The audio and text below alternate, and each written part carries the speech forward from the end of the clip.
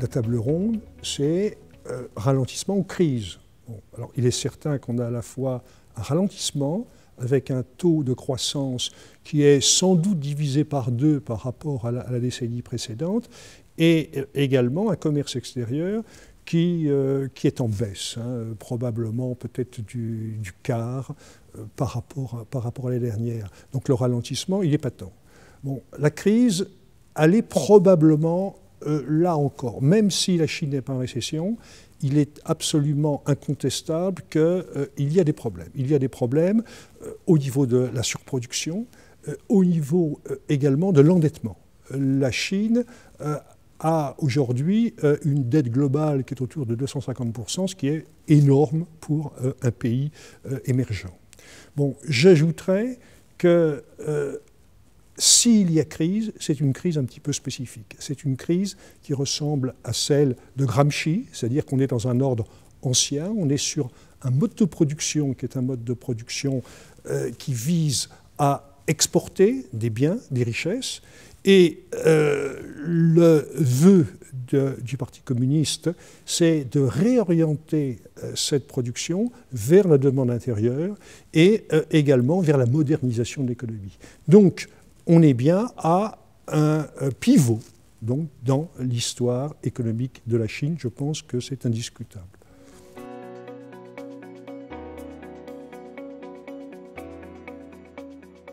Les Chinois développent en gros la thèse suivante, qui a aussi quelques validités. Ils disent voilà, on est dans un ordre économique qui est celui de Bretton Woods, qui quelque part fonctionne mal, ne fonctionne plus. Et on est également dans une situation économique où les Occidentaux, à commencer par la finance américaine, mais également l'Europe, se sont trouvés incapables de procéder aux ajustements nécessaires. Et ces puissances ont inondé le monde par des politiques de quantitative easing de monnaie, entraînant toute une série de difficultés pour les pays émergents, et à commencer par la Chine. Bon, les Chinois ajoutent qu'il y a d'autres phénomènes qui viennent se superposer à celui-là, à commencer par une volonté américaine de casser la croissance chinoise. Et c'est comme cela qu'ils expliquent en partie, notamment, les rapports des agences de notation qui sont très sceptiques sur les capacités de la Chine de retrouver un taux de croissance, de garder d'abord un taux de croissance élevé et de réorienter leur économie vers la consommation. C'est par rapport notamment à Moody's qui vient de dégrader la note de la Chine il y a quelques jours.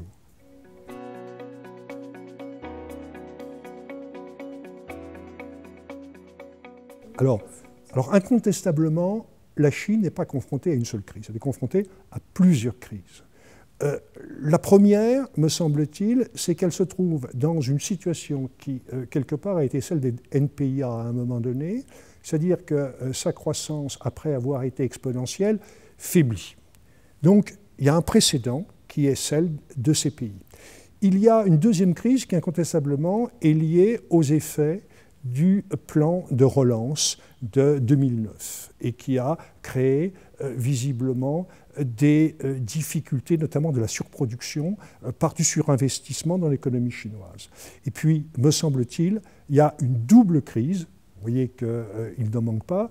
La première, c'est que les Chinois sont devant une situation qui, quelque part, ressemble à celle du Japon au milieu des années 80. On pourrait le développer, je pense que ce n'est pas le lieu. Et puis, ils sont également devant une autre crise, qui est celle qu'ont connue les pays en transition à un moment donné, c'est-à-dire qu'ils sont quelque part confrontés à la nécessité de transformer leur économie et d'avancer vers une économie de marché, ce qu'aucune économie en transition n'a véritablement réussi avant eux.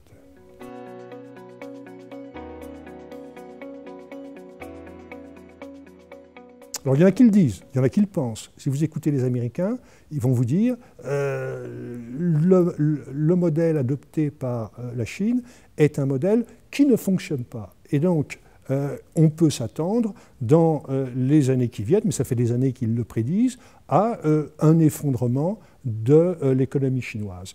Bon, ajoutez à cela que pour eux, bien sûr, le libéralisme, ça ne se partage pas et qu'on ne peut pas être libéral en économie si on n'est pas dans le domaine politique. Et donc, on a une vision assez sombre de l'avenir de la Chine. Bon, en France, on est sans doute un peu plus à l'écart, on est à un peu plus de 8000 km de Pékin, donc on regarde cela avec des yeux un petit peu différents.